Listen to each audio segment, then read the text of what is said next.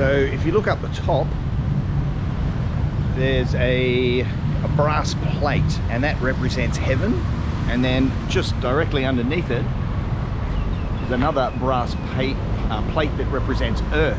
And if you stand in the middle, according to the Feng Shui faith, you'll be connecting heaven and earth, and you'll be given cosmic energy. So with that energy in mind, I'm going to do a tour of Chinatown. I'm here at Odeon's Circle, and this is China Gate. China Gate is like at the top of Yaowarat Road. Now Yaowarat Road is likened to a dragon, so if Yaowarat Road is the dragon, then this impressive gate is the dragon's head.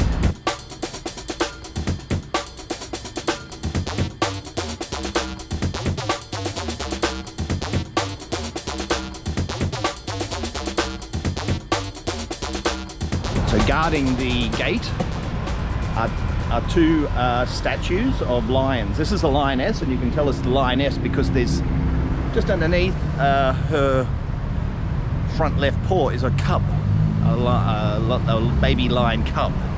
And over on this side we have the lion, and the lion's foot is on a spear. Now these two lions, the lion and the lioness, were a gift from the Chinese government, and they were to celebrate the 80th anniversary of King Rama IX, and that was in year 2007. Now this is also a gift from the Chinese government. This rabbit,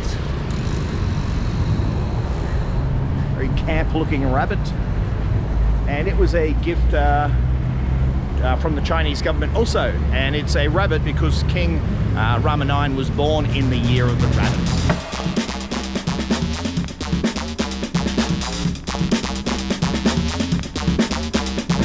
So at the top of China Gate there, you might be able to see some Chinese characters, and it says, translates to "Long live the King."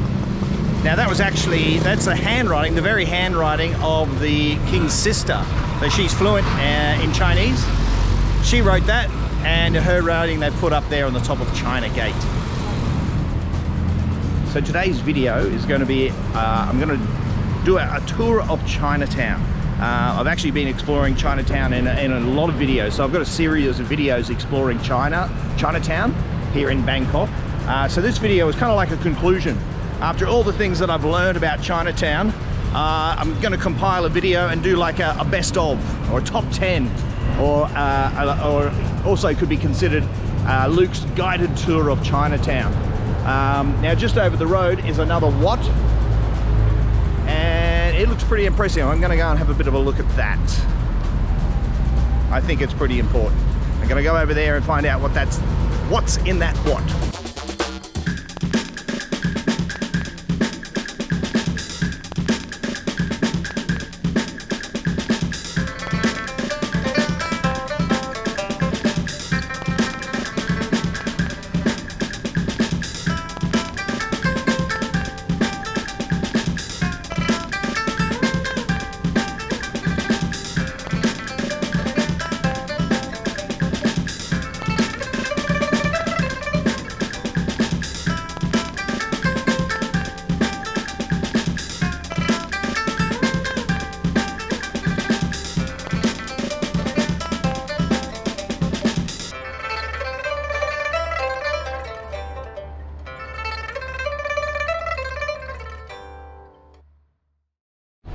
So I've just walked from China Gate, and I'm now near what TRAIMIT.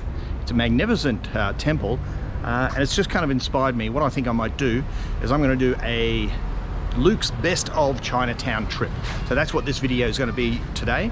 I'm going to kind of pose it as if I was to show a friend around Chinatown, where would I take them? So where I think we should begin this tour is at LAMPHONG train station. So I'm going to head there now, and that will begin our Luke's tour of Chinatown.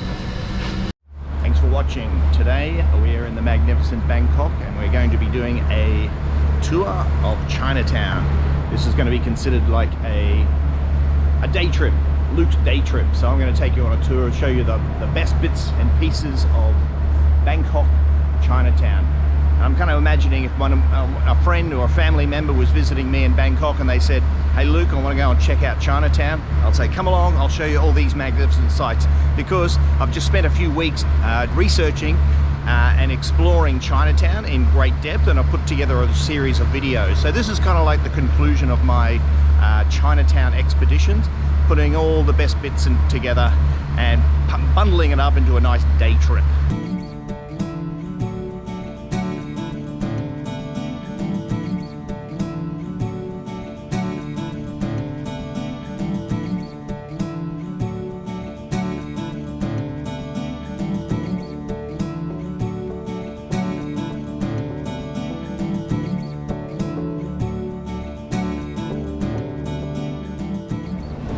Lamphong station is where I am now, and some believe that the origins of the name Lamphong is connected to the Muslim community that lived nearby here.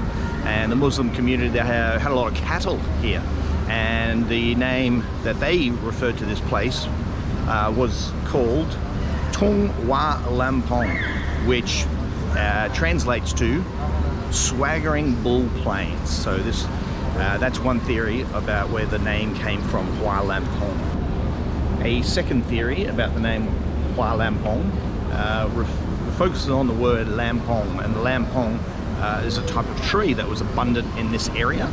And a third theory for the name, where the name Hua Lamphong came from, is a combination of a Malay word and a Thai word. The Thai word Hua means to float, refers to floating, and Malay word for lamphong is a bridge, so it refers to a floating bridge. Loi Hua Lamphong, and this area was right next to a canal, so there was a floating bridge on the canal. So that's where our third theory as to where this train station got its name from.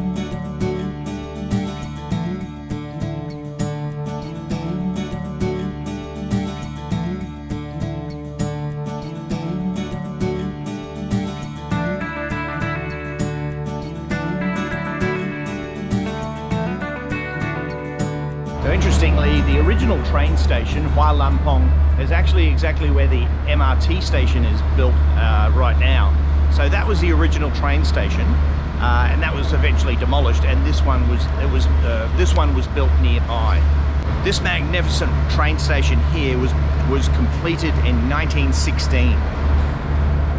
There are 12 platforms here at Bangkok Railway Station, as it's officially known as, and at its peak, there was around 130 trains that would depart from this station every day, and taking approximately 60,000 passengers. Now that was because this train station was the terminus for four of the 5 major train lines in Thailand.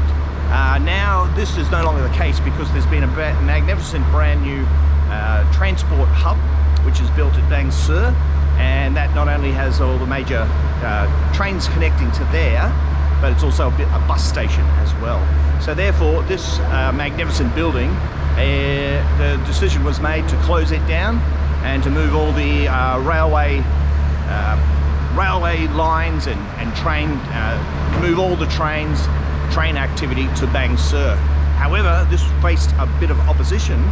This proposal faced a fair bit of opposition from the people, because people absolutely loved this train station and they didn't want to see it disappear, because the original plan was to demolish it or refurbish it or renovate it or change it and to construct something like a multi-purpose building here. But people didn't like that. They wanted to preserve the history and then the life of they wanted to preserve this train station in some way. So power to the people, this has actually happened.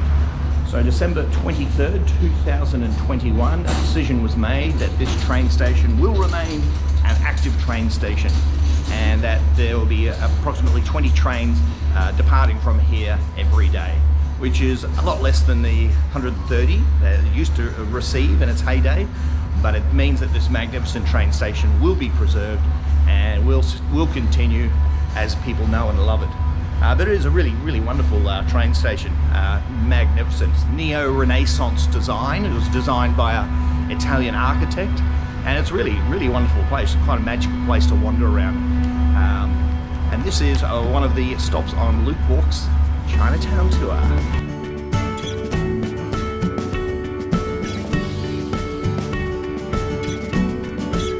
I'm here with my friend Jim, and Jim has just spotted a fantastic display here. He's theorised that it's got to do with something about train safety, and some kind of warnings, or is it a how to get killed? Got this guy here, got his legs stuck under. This guy, he's trying to run in front of the train. I like his hairstyle, and I like his clothing. This guy also, I don't know what he's done. He's got his foot stuck under the wheel. This poor guy, it looks like his friend's shoved him, or he's trying to catch him. I'm not sure what's going on there. I don't know how these two guys got up here, but they're on the roof, and one of them's hit his head on the bridge. This poor lady was selling her noodles, and she's hit by a train. Poor old buffaloes, they got hit by the train as well. This kid's shooting at something. He's throwing rocks. Oh, look at this poor guy. He's hit his head on one of the posts. I like this display. Oh, here's another good one here. The kid's doing some graffiti. This is a nice display. I like this. This is a little gallery. I'm trying to learn how to read Thai, but I haven't quite got it down yet. But if someone could tell me what that sign says, I might have to ask. I'll ask around and see if someone can tell me what that sign says, and try and add a little bit more depth and meaning to this impressive little art gallery there.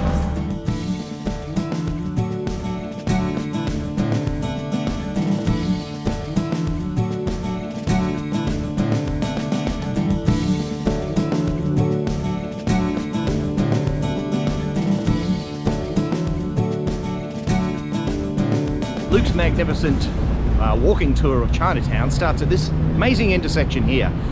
This over there is LAMPHONG train station, also known as Bangkok train station. The MRT LAMPHONG station is just there. So if you're visiting, you're new to Bangkok and want to do a tour of Chinatown, I would recommend you get yourself on the train and get off at LAMPHONG station. Or if you're in a taxi or a Grab, or you're driving yourself, just make your way to China Gate. You should be able to find a car park somewhere around there. But this is where the tour begins, and I want to begin the tour here mainly because this is actually the intersection of 4 districts. So the district over there where the MRT station is the Pratumnam district, and that's the district where you'll find Siam Paragon, Jim Thompson's house. So that's probably the busiest and the most the modern, or considered by many the heart of modern Bangkok. It's where it's kind of just before Sukhumvit Road starts. Now over this way, and you can actually see the Gold Dome State Tower there in the distance. This is the Bangrak area, and the Bangrak area is well, I'm going to be doing a series of videos about Bangrak, but it's got Silom, Sathorn, that area connects to the Chao Phraya River. It's Chao Phraya River is one of the borders of the Bangrak area. And then this canal here, on the other side of this canal, is the Sampangtawong district, and Sampangtawong is where Chinatown is. And that Sampangtawong and Bangrak is I'm focusing a lot of my videos on these 2 districts.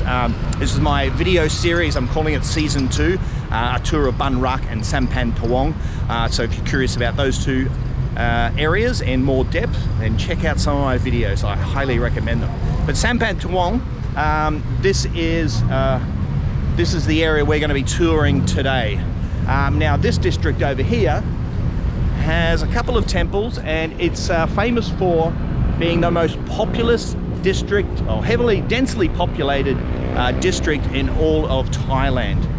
And it's called something long. I'm going to have to get my note out, and because I've forgotten what it's actually called.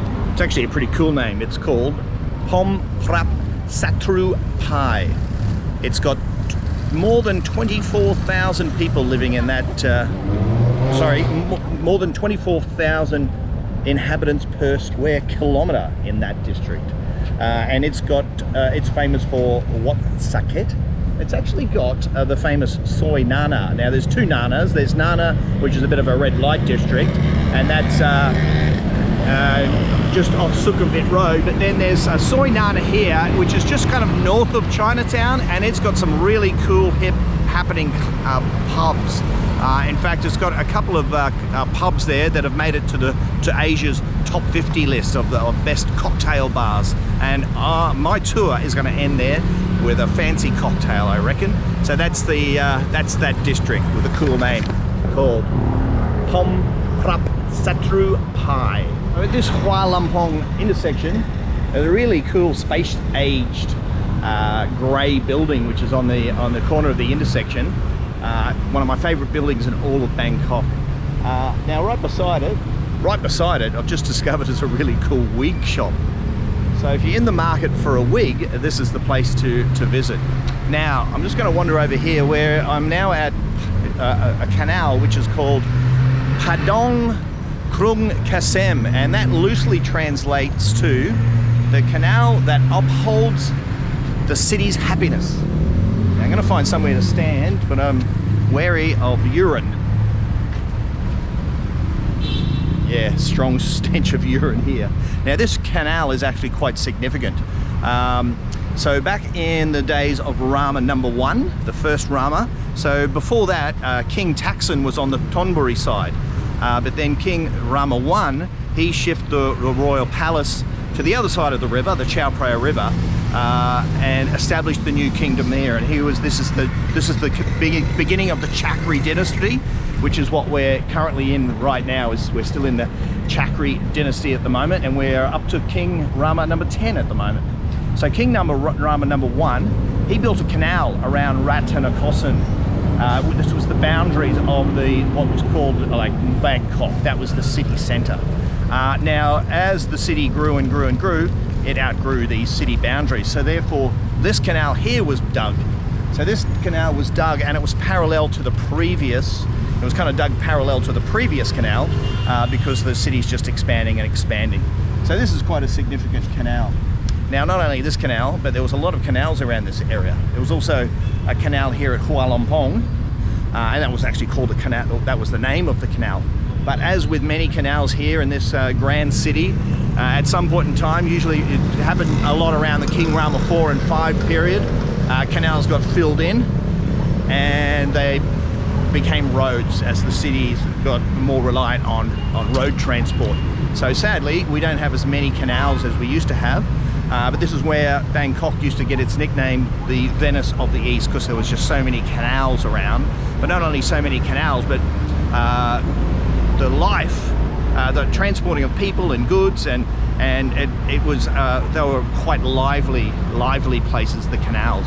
But now, sadly, it's full of stinking cars, tuk-tuks and motorcycles.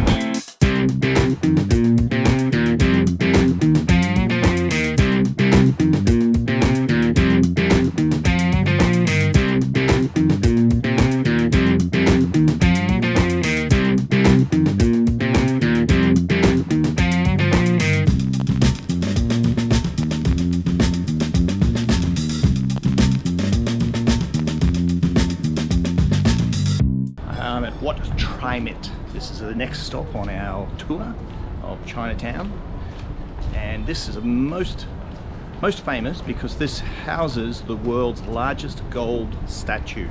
It's a gold statue that's worth over $450 million. I'm not allowed to take any videos in there, so you might be able to get a little peep through the door there.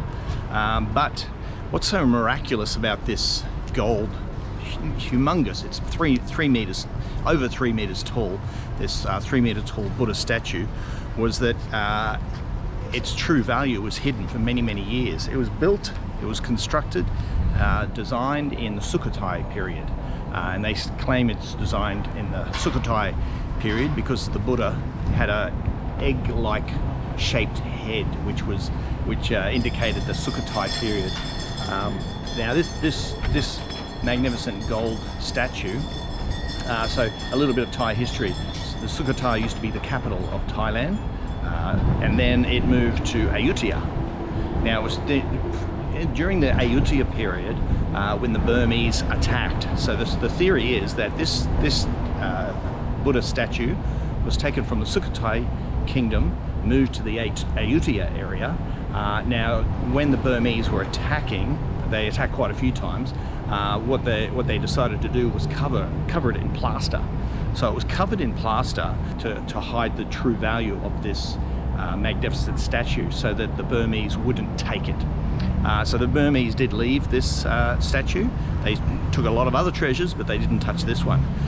Then after Ayutthaya fell to the Burmese, the capital moved to Thonburi, and then from Thonburi to Ratanakosin, which is where we are now.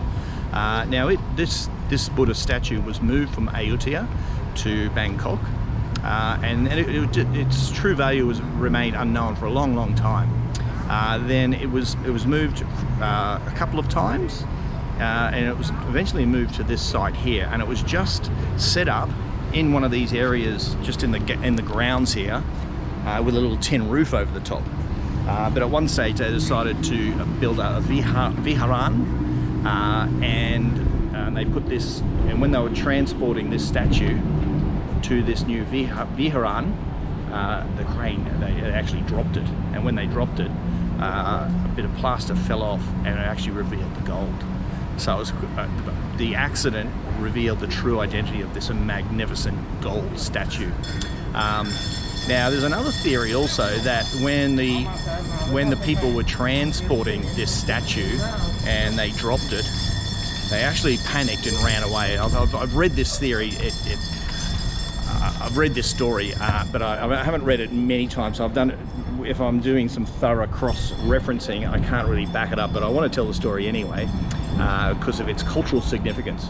So this one story was that when they were transferring the Buddha statue and they dropped it, and the workers ran away.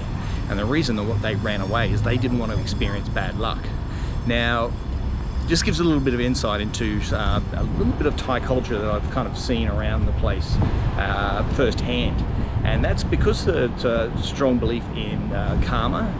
It's a Buddhist country here in Thailand. So if you were to do something bad, some bad's going to come back to haunt you.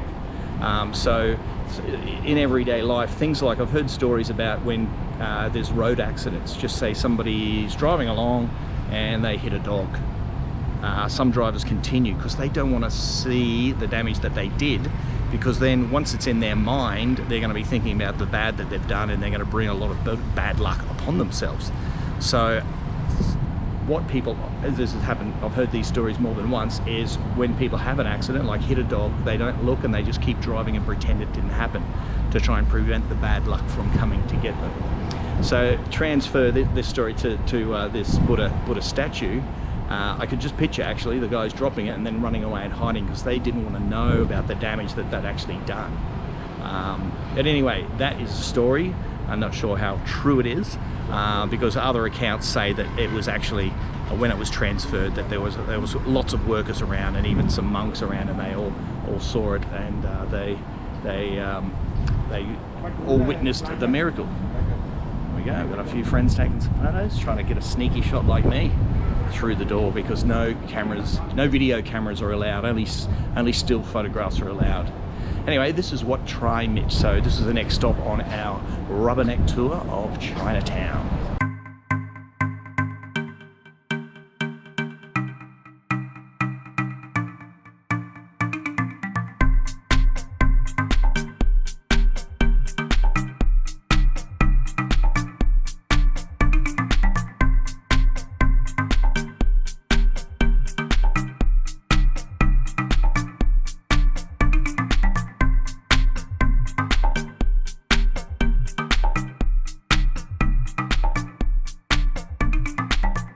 So the world's largest Buddha statue, the world's largest gold Buddha statue, is in the subduing Mara position, and that's that position just there. Now I'm not filming the actual gold statue because no videos are allowed inside, so that's why I'm using this as the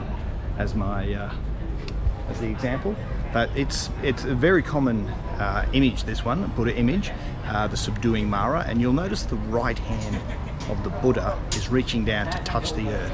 Now the story goes, when the Buddha was on the path of enlightenment, Mara, the demon Mara, came to attack and tried to push Buddha off course and try to prevent him from reaching enlightenment. Now, the demon Mara did this by offering women, try to seduce him, offering power, wealth, all these kind of things to try and sway Buddha from the path. But the Buddha was struggling and reached to the earth with his right hand and called upon some help, and then the earth responded.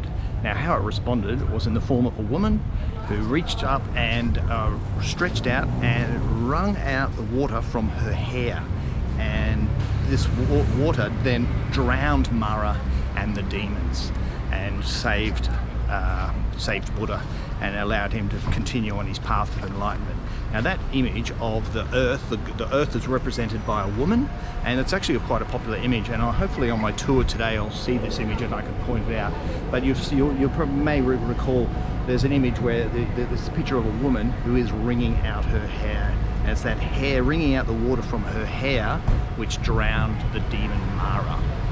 Okay, we're now going to move on from Wat TRAIMIT to, we're just going to cross the road because there's another temple which is very significant, because it's not only a temple but it's actually a hospital, and it's been around for a really long time, and it's got an important place in Chinatown's history and Thai history. So let's go and have a look at that.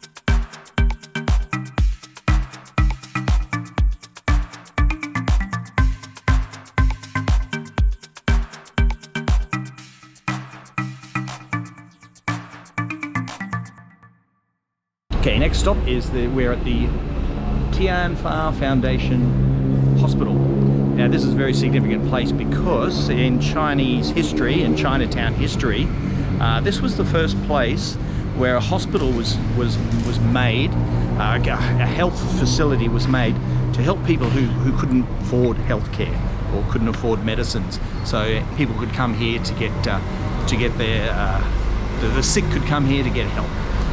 Now it was also important because there was 5 distinct Chinese groups or clans. One of them was the Tia Chow group community, and they were quite prominent in this Chinatown area. But there was 5 different groups, so it actually unified. It was a place where they could all come to get health care. So remarkably, still today, this is a place where people can come who can't afford health care and can't afford hospitals. They can come here. The sick and injured can come to get help. Also, they combine modern medicine with also Chinese traditional medicine practices here. Now, what's more important about this place as well, when it was first created, it was a place where they took care of the deceased, in particular the deceased who had no family. So they would take care for the body, prepare the body, and bury the bodies as well.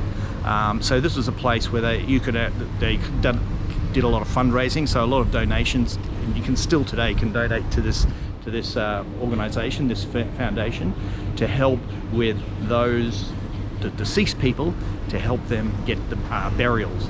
But they're not only burial, but they also nowadays document the bodies, takes photographs, takes great care of the body in case in the future people are actually indeed looking for these people. So it's very important work that they do here. So.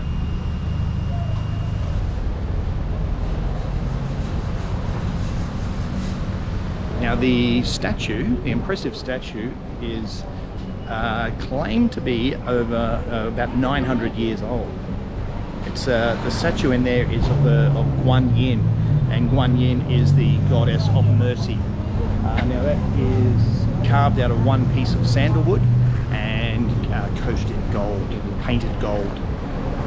Beautiful, beautiful shrine. I'll see how close I can get.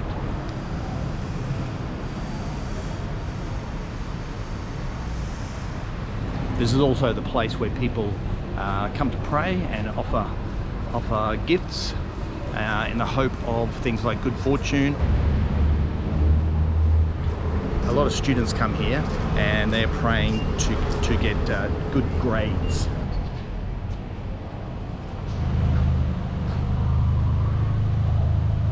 Here's a list of some of the big donors who have donated funds to the charity. Anyway, there's some beautiful colours here, beautiful artwork, which has kind of inspired me to shift Luke's tour onto Talat Noi. We're going to now visit Talat Noi and look at some of the street art around that area.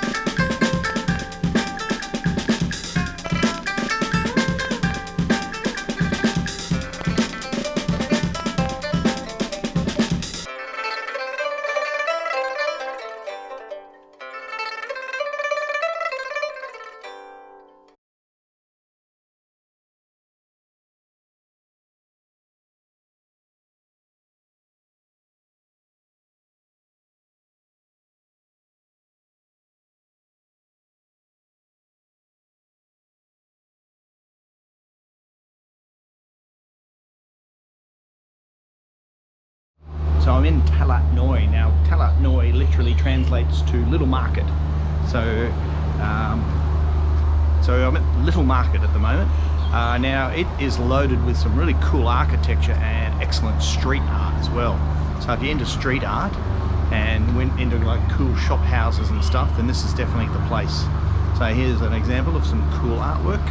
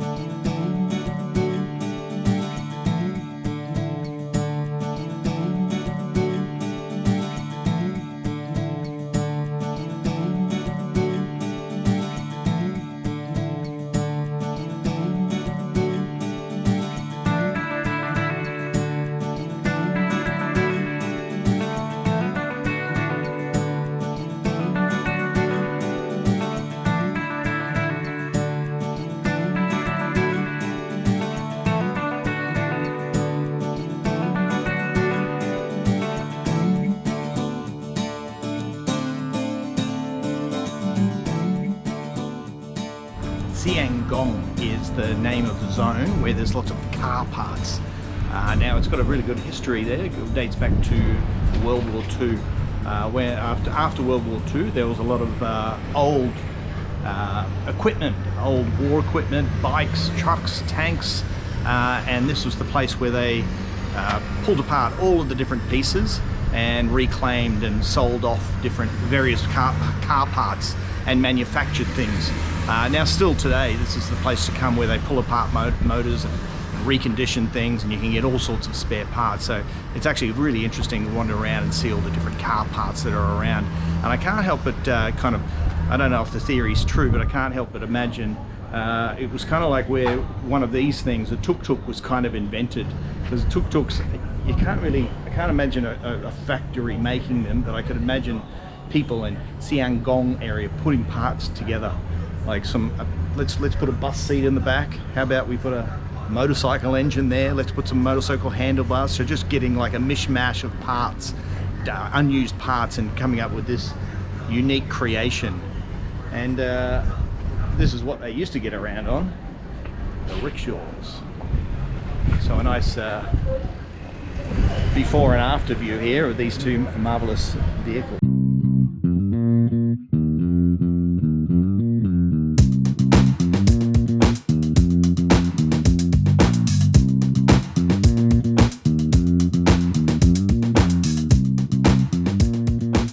TALAT NOI, you can get lost here. Just spend hours, you can spend days wandering around. So interesting, so many things to see. So TALAT NOI is right next to the Chao Phraya River. It's interesting. So no matter where you look at TALAT NOI, there's so many interesting things to see. Whether it's shrines, street art, shop houses, old car parts. Just look at this interesting place here. This Chinese tower of some sort on the lean it's on. I can see why it's on the lean, because the foundations, we are right on the banks of the Chao Phraya River. So who knows what, I'm pretty confident that the foundations have shifted over time, over the time since that tower was built. But no matter where you look, it's so fascinating. Like the architecture, look at those, just those three buildings, or four structures in view there. So much to see. It's really good wandering around TALAT NOI.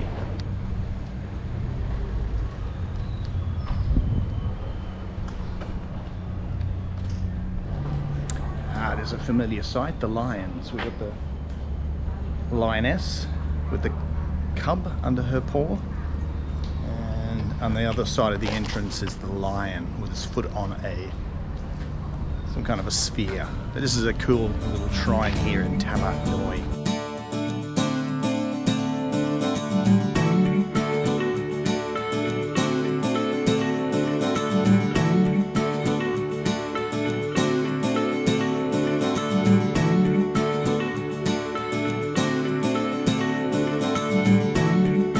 This indeed is one of the coolest cafes you're ever going to find. It's an old building.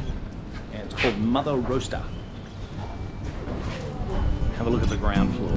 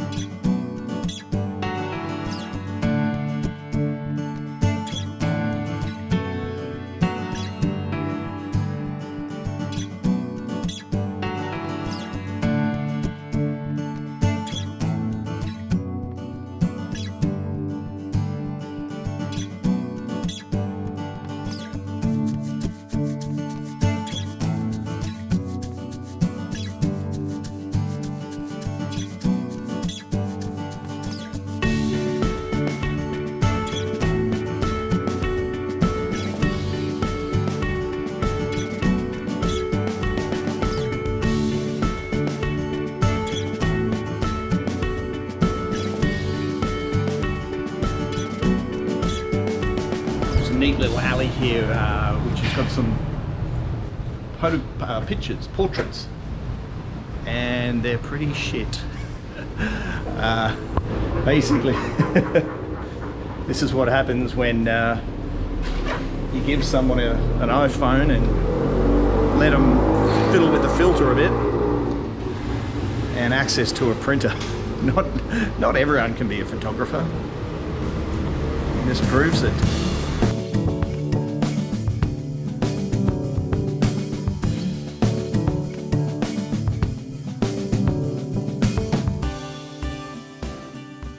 not only is there some shit photos, there's also some terrible artwork as well. Amongst the good stuff, there's pieces like this. Yeah, I'm all for encouraging and developing skills, but this doesn't need to be displayed in public.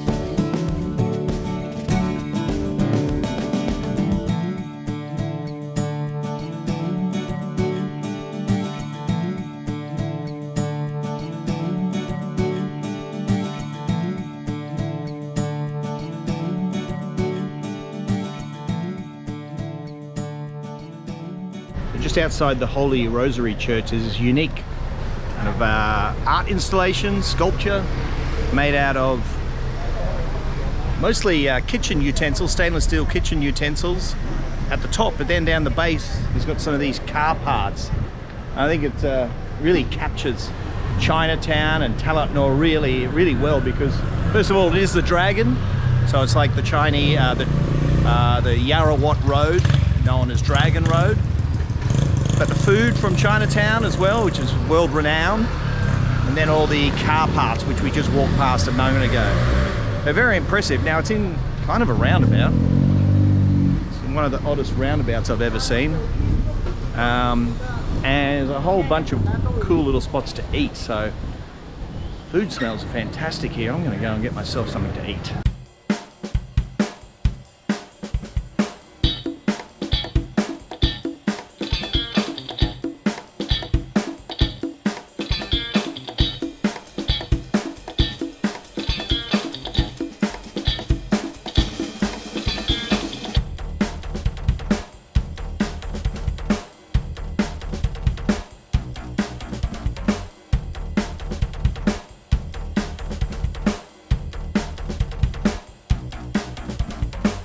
Found a good little spot here for some khao soi. We're opposite the Marine Department, and I've just been, by the look of the awards and certificates, I think we've chosen a pretty good spot. So khao soi is a northern dish. It's kind of like a curry. I'd call it, describe it as a curry. Delicious.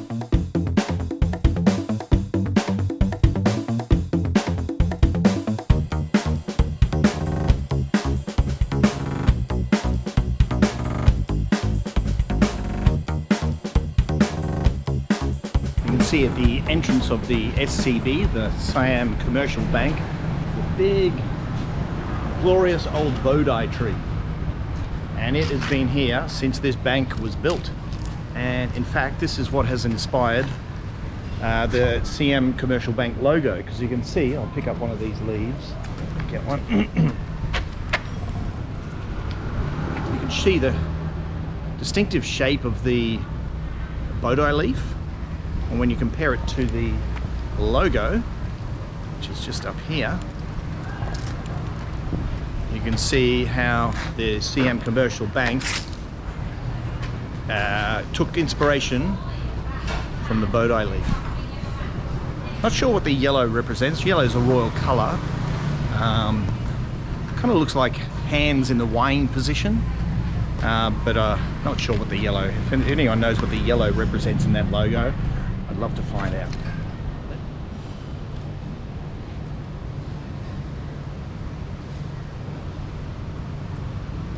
So they got the fence up, so I'm unable to get any closer.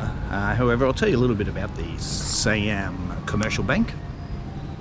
So in 1888, the first bank in Siam which is now called Thailand, was the Hong Kong and Shanghai Bank. And then a couple of years after that, Chartered Bank arrived as well, which went on to become Standard Chartered Bank. But it was soon after that that the king's brother, King Rama V's brother, suggested that it's going to be very hard for the Siam's economy to progress if they don't have their own bank. So this is when the prince, the King Rama V's brother, decided to start Thailand, Siam's first bank. So it was in 1888 when the Hong Kong and Shanghai Bank started, and then it was 1894 when the Standard Chartered Bank commenced operations here in Bangkok, and then it was in 1904 when the Prince Mahisara opened up the first Thai-owned bank. Now, curiously, it was called the Book Club. Now, it says here it was located in a shop house, and the formation specified it would carry a selection of books to read on the premises or to borrow. Most strange for a bank. Anyway, nonetheless, it was actually a working bank, and it staffed 18 Siamese and 4 Chinese, and it permitted people to make cash deposits, and they would offer a very healthy 7.5 interest rate per annum. Now, soon after that, they started to amass a fair bit of wealth. Now, in 1905, the bank was then led by a German banker, and it was time for the book club to move out of its shop house, and that's when this impressive building was commissioned. It was designed by an Italian architect, and it's right on the bank of the Chao Phraya River in Talat Noi. Now, this magnificent building is still pretty much exactly the same as when it was built in 1905 is when they decided to build the bank and commissioned the architect, and it was 1906 when the bank actually started operating. So anyway, that is Siam Commercial Bank. So we are now going to head from there and head back around Talat Noi, look around for a little bit more street art, and then it's going to be time for a little bit of some kind of a market tour.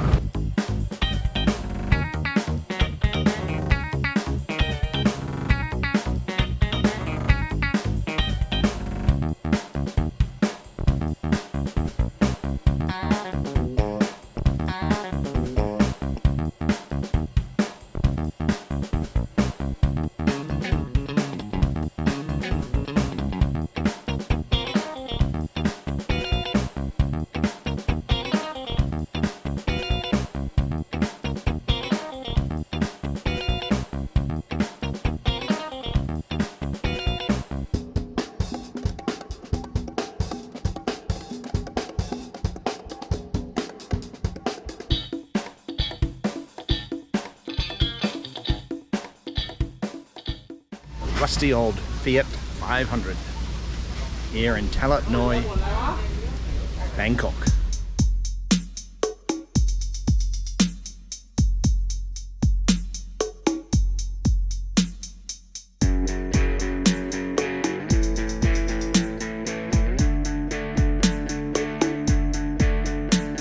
I'm at Sol Heng Thai Mansion in Talat Noi, Bangkok, and it's a beautiful old building. And it's just a little bit of a rain shower has just passed, so it's cooled things down. So I'm feeling very peaceful sitting here in this courtyard, imagining what life must have been like many years ago. And I've been reading up all about this place. So let me share with you what I've read. I was enjoying the peace and quiet and tranquility until the dogs started barking. So the Sol family were a wealthy family, and their history in Thailand can be traced back to the Ayutthaya period. So they were well established. So when Ayutthaya fell to the Burmese, the capital was then shifted to where we are now today in Bangkok. So the Sol family, they arrived in Thonburi And they made their bloody dogs. Someone let the dog out. I think it needs to go and do a pee or a poo. So the Seoul family were Hokkien Chinese, and they made their fortune from trading, money lending, and land holdings. And in the 1840s, they were awarded the royal license to collect swallows' nests, and that's the what's used in the famous swallow's nest soup. They own this very large piece of land here at TALAT NOI, which was connected to the Chao Phraya River. So it was all ideal for a place for trading and access to the river. This house here follows a traditional Chinese courtyard style house with 3 different structures. What's unique about this one though is it's 2 stories.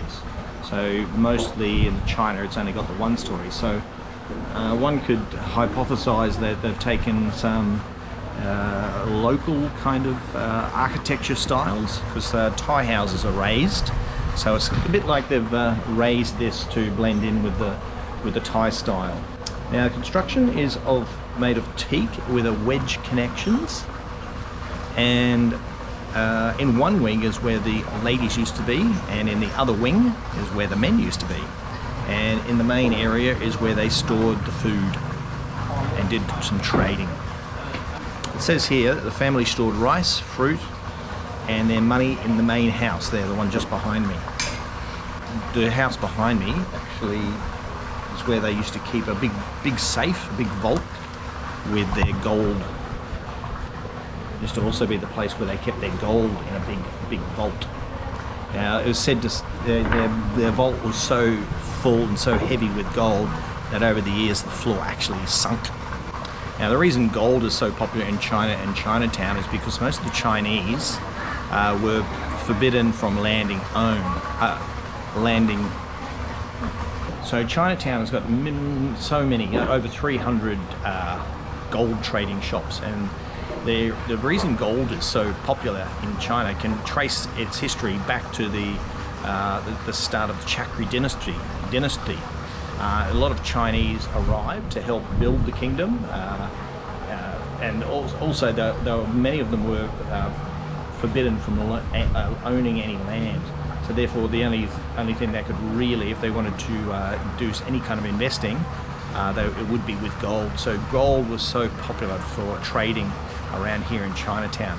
And this wealthy family had lots of gold. Now, it's an interesting story here. They had so much gold that it attracted the attention of thieves who applied some ingenious ways of breaking into the gold room. In one successful heist, the thieves tunneled upwards, and they used vinegar to eat away at the seashell and sugarcane that formed the bindings for the walls. Anyway, this house has passed down from generation to generation, and it's been passed down through the female descendants. And now it's an amazing place, but unfortunately it's not a place of trading anymore. But it is to try and make some profit. They've actually installed this pool here. So they've installed the pool, and there's now a diving school. So it's still a place of business, but a diving school is very different to the business that used to be conducted here back in the heyday.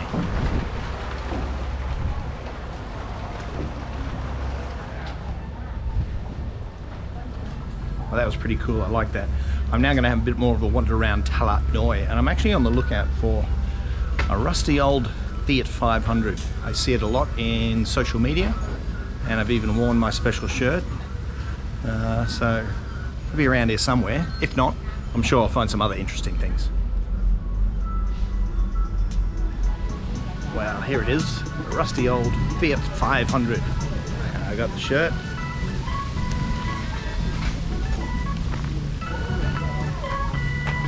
Pose, social media, Fiat 500 Club.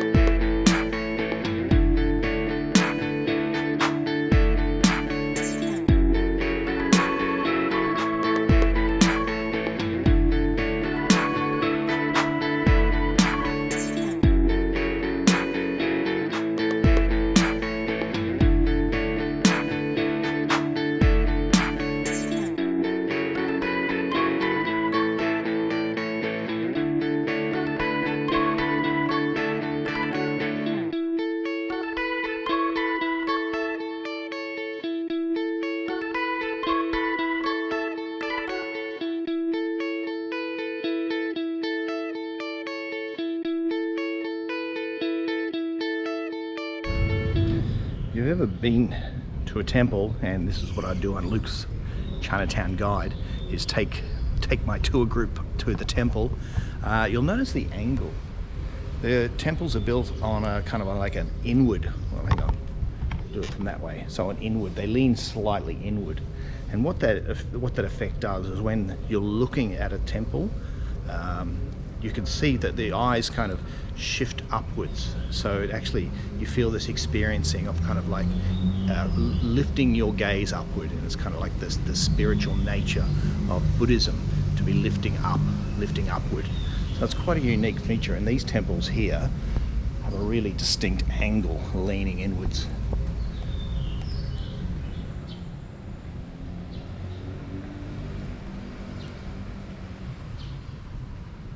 Actually, I'm not sure if I'm supposed to be in here. I've just noticed the door's been shut, so I might tiptoe out of here.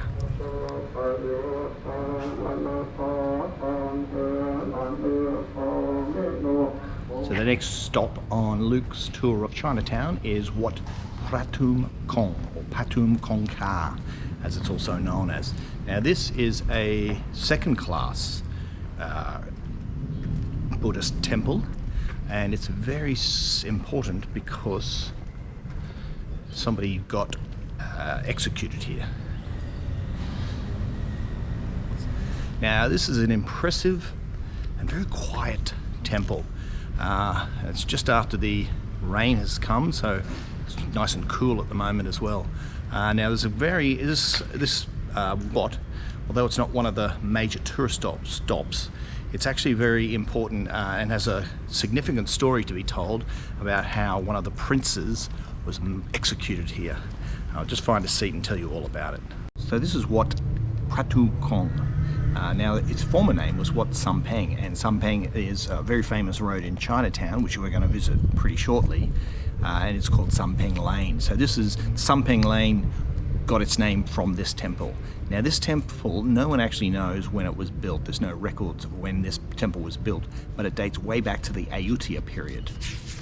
Now what's significant about this temple and why we stopped here is its significant history in the execution of a prince. So the prince that we're going to talk about was a close friend of King Rama III. Now he was a close friend before Rama III ascended to the throne. So when King Rama III did eventually ascend to the throne, he gave his friend, his close friend the prince, powers which were much equal to his own. And this prince went on to abuse these powers. So the prince was instrumental in legalizing gambling and gambling debts in Chinatown, which eventually went on to cripple Siam. He was also behind a big tax on any hard liquor that was being sold, and he benefited greatly from that. And he also doubled the labor taxes for the Mons, the Mon clan, the Mon people. And when they complained, he sent his hitmen out to silence them. He was a nasty piece of work, really. So this went on for some time, and the king kind of tolerated it until he found some irregularities in the royal accounts. When he investigated, he also discovered that there was a plot for the prince to dethrone the king at the time. So when this was discovered, the king could only take one course of action, and that was execution. The prince was brought here to Wat Sampang for his execution. So the laws at the time dictated that his head was covered in a velvet sack, and he was beaten to death with a sandalwood stick.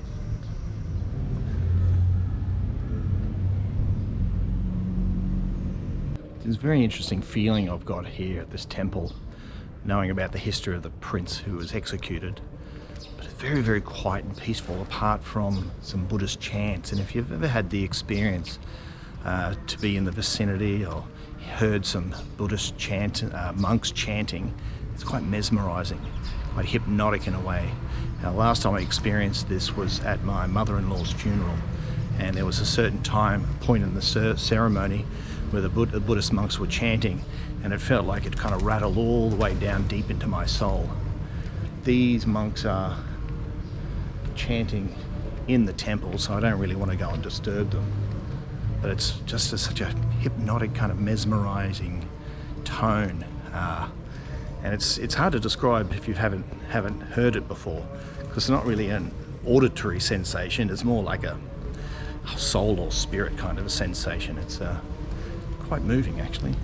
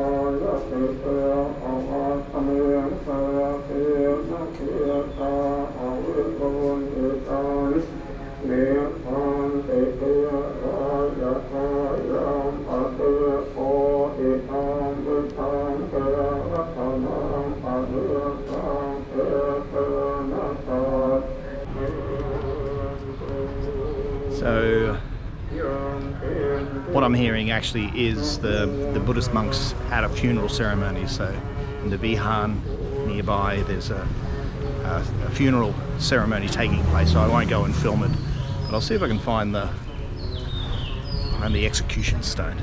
Actually, what I just said sounds quite terrible. There's a funeral ceremony, let's go and find the execution stone. They're two separate things. The execution stone was from a long time ago, and it was what the prince, what was used when the prince was executed. The funeral that's taking place now, there's no connection.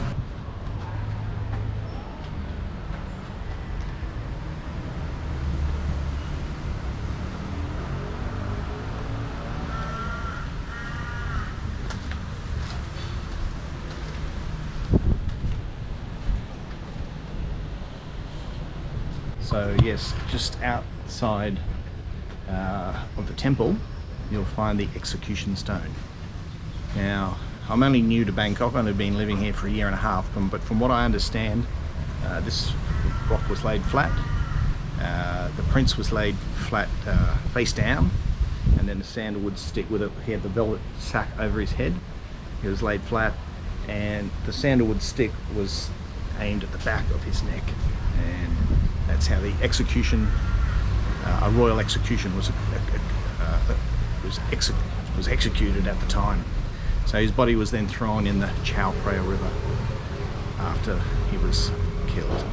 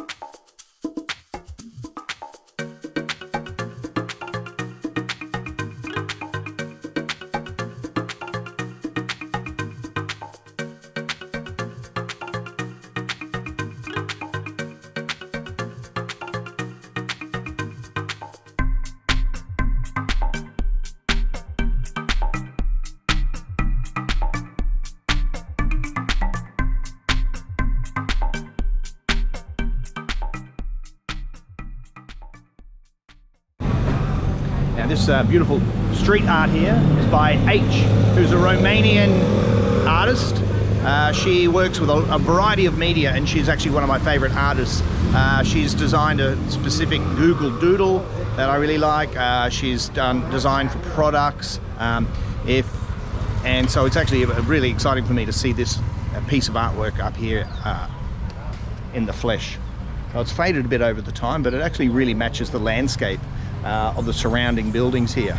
It kind of blends in just perfectly. It still stands out because of the bright pink and the floral nature of the artwork, but it just blends in nicely. I really like it.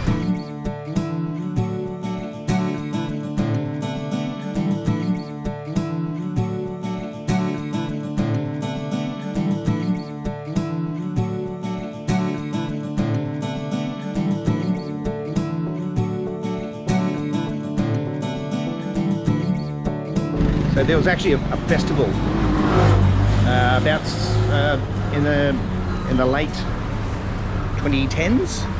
It was called the Bangrak Festival, where there was a lot of artwork, street artwork that was all delivered or painted or installed or created over a short period of time. So this is one of those pieces from that festival. I mean, I really love it. I think it's great.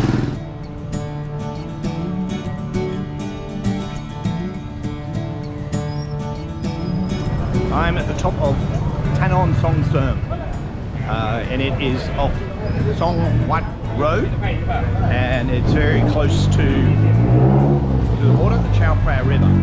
Now I'm walking down this road, and I'm visiting here on my walking tour because this is the Thailand's shortest road. It is only 20 meters long, and I've just got to the end of it now. I can't go any further because it's the pier and the river.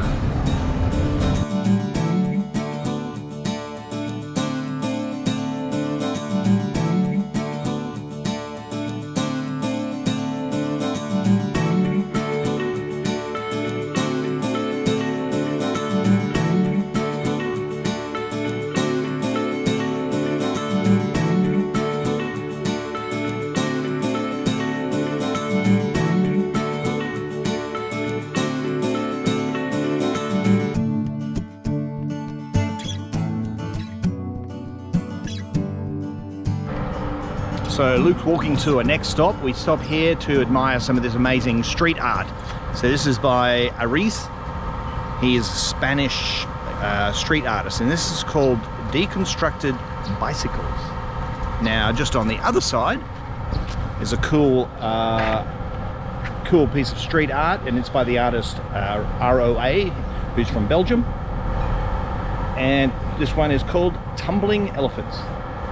Now, if you're into street art and architecture, I've actually created a couple of videos which is all about the art and architecture of Chinatown, the Chinatown area, Sampangtawong, but I've also done a feature about design and artwork in the Bangrak area as well. So if you're into art and you like street art, then you can get your fix by watching a couple of other videos that I've made. But for this tour today, we're just doing a quick stop just to admire. Now, these two pieces of artwork are on the road which is called Song Wat Road. So a little bit about Song Wat Road. Song Wat Road means drawn by the king. So this road here behind me was actually mapped out and drawn by King Chulalongkorn, which is Rama V. So, sorry, just got kicked out of the car park. So this is this road here, Song Wat Road, is drawn by the king. So three main roads, actually let's make it four. There's four key roads which I'd be taking you on a tour if you want to learn about Chinatown. One is Song Wat Road, and it runs parallel and very close to Chao Phraya River. So there's a lot of shop houses along here, and there's a lot of wealthy people in Thailand whose businesses started here, and they've gone on to become very, very wealthy business people here in Thailand today. So this is where a lot of them started exactly here. One example is a CP company. CP company made their start on this road, and now they're one of Thailand's biggest businesses. So another road that runs sort of parallel to this is R.O.A, which is where we started this film. And then two other roads that I'd be taking you on a tour of, and we're going to go there shortly, is Ratchawong Road, which goes across and connects R.O.A and Song Wat Road, and it also connects to the Ratchawong Pier, which is actually a really important pier with Chinese history, because this is where the immigrants came to come to Siam and do the labour, and also goods were exported and imported from that pier. And then the other road that's actually quite significant, and we're going to visit there pretty soon for our shopping tour, and that is Sampang. So that's Sampang Market. So Sampang Lane is actually really, really popular as well. It's just bustling with life. So that's coming up quite shortly. So this is Song Wat Lane. As you walk along this lane, you just got to admire the 2- and 3-story shop houses all along this road, and you can kind of try and imagine what life might have been like back around the time of King Rama V, when this place was just teeming with people and lots of business is being done. Now, another thing to look out for when you're walking around this area are the Vespers. There's thousands of old Vespers that do all the delivery. So I just heard one start up there. But yeah, keep an eye out for them, and they load them up really high with all these goods. It's really quite interesting.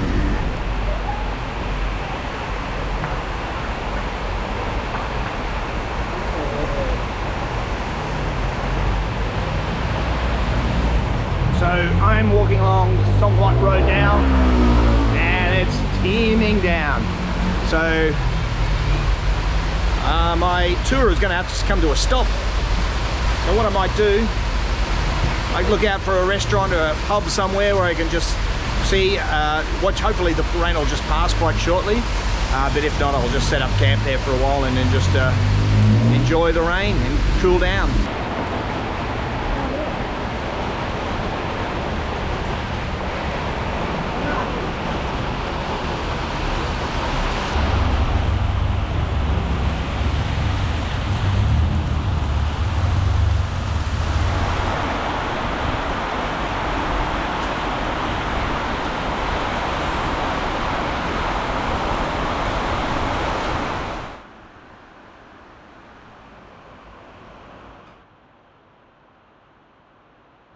So good fortune, I found myself a really cool little spot called Barbon. I'm on a rooftop overlooking the Chao Phraya River, witnessing this fantastic Bangkok storm.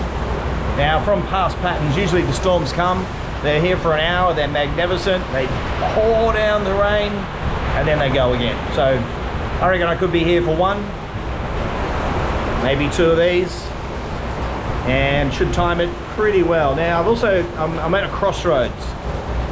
Should I pull up stumps and finish for the night, or for the day, or should I power on into the night? So I'll contemplate these big questions as I enjoy this craft here.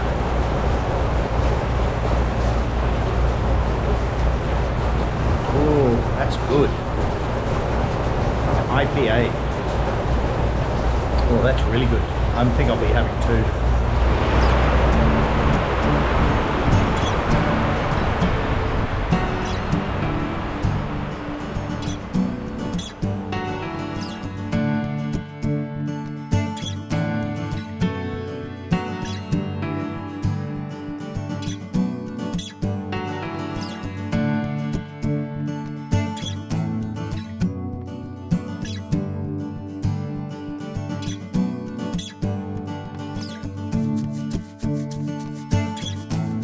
So as you can see, the sun's gone down. The rain has just eased up.